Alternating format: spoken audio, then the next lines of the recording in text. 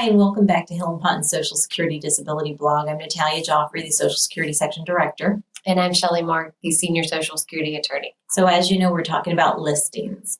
And we told you in the last segment that we are talking that listings basically are rules or regulations.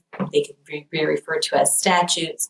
That if you meet them exactly, that you could potentially be approved for disability benefits automatically. Based on your medical conditions. So, Shelly, you were going to talk a little bit about how they get applied and who decides and all that good stuff. Okay.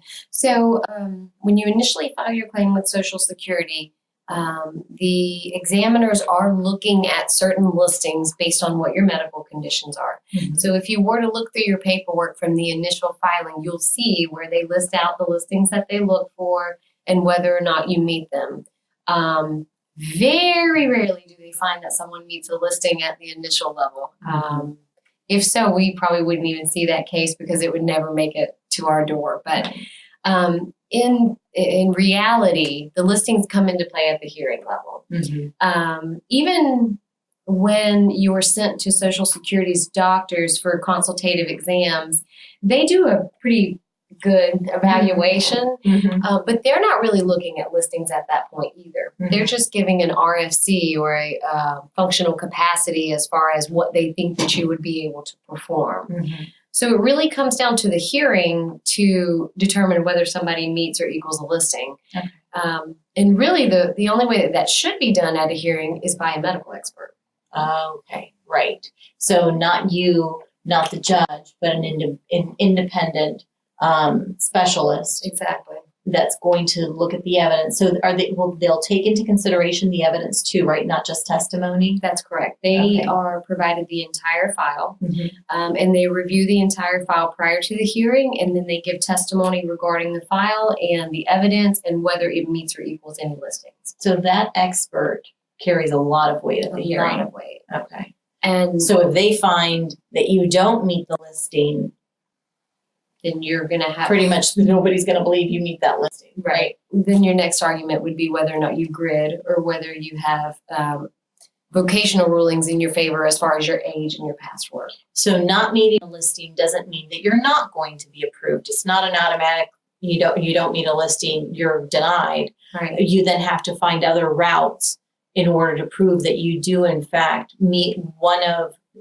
Social Security's requirements of medical disability through some other avenue, because there are several avenues. Definitely. This is just one of them. Right. And this is probably, I would say, I don't know if you agree, probably one of the least utilized. Yes. Most difficult. And it's, I've always said personally, I wish they had medical experts at all of our hearings, because I don't think that the cases get the proper evaluation as to whether they meet or equal listings. We proactively will ask the office, please provide medical expert testimony. We will start asking that even right when we file the request for hearing if we recognize that it's a closed case. I've had many cases that we've requested 3, 4, 5 times and we get to a hearing and there's no medical expert. Yeah, requesting a medical expert doesn't mean that one is going to be provided. Which is very frustrating. And then you don't get to choose them either. Like you're going to get whoever the court appoints. Right. You don't get to take your own medical expert to the hearing either. I think that listings can really be a double-edged sword. Because yes, if you don't meet the listing, then you have to find another avenue in order to prove your case. That being said, where I do feel they're extremely useful is when you do see cases of severe disability, because obviously, like everything in life, there's a gamut, right? Mm-hmm. So, exactly. The spectrum of disability, and sometimes people are on the, polar opposite of the spectrum where it's really severe. And I think listings are really helpful that way because it's easier when you go, this is your diagnosis, you meet all of these criteria, boom, there should be no questions asked that you should be approved. Right. Unfortunately, 85% of cases get denied at the initial level, 95% at recon. Right. So that's where you come in and normally then have to argue that this person meets this listing at an actual hearing. Yeah.